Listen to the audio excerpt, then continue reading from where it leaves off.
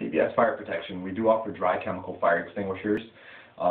They do what they're supposed to do. They save lives, but they also have a few drawbacks to them as well.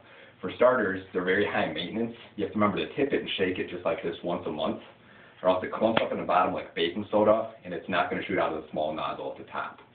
Also, you got to remember to get them recharged and refilled once a year by the fire department, or else they lose pressure and they're not going to shoot out properly. And all extinguishers should have little gauges at the top that tell you exactly when you have to do that. Also, this is a one-time shot valve, so if you do have a fire, you really want to put it out on your first shot, or else you might bad luck with one of these. Lastly, they are very corrosive. If you were to have an entertainment center that was burning, for example, it's going to put the fire out, but it also will destroy any electronic equipment it comes in contact with. TV, stereo, DVD player, computer, anything like that, it is very, very corrosive. So instead of our fourth line of defense against fires, it's called a clean agent fire extinguisher.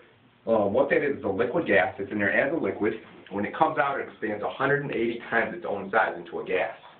What the gas does is that as it expands into a gas, it's pushing the oxygen away from the fire. Without that, the fire can't breathe and it goes right out. That stuff has none of the drawbacks of a standard extinguisher. You never have to tip it or shake it or get it recharged.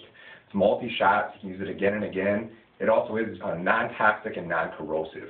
Actually, the only extinguisher in the world, you could actually spray it directly inside of a computer with no damage done. But it's kind of hard to explain, so maybe a quick visual so you can actually see exactly how this works.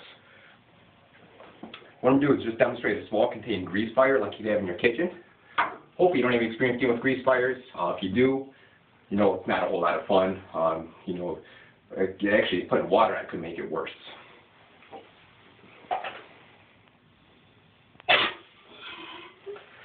See, there's not a whole lot in there. It's just enough to cover the bottom of the glass. What I want you to watch for when I light this is the liquid in the glass whenever you come in contact with the flame. If you see it's kind of fizzing and bubbling in the glass here, it's already starting to expand into a gas.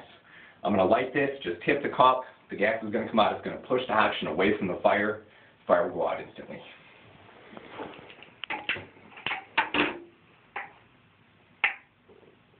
Like that.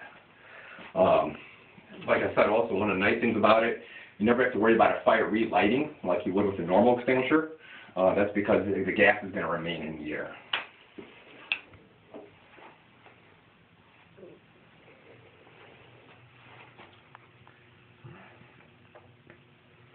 Other nice thing about it, there's no cleanup, just evaporates, no damage done.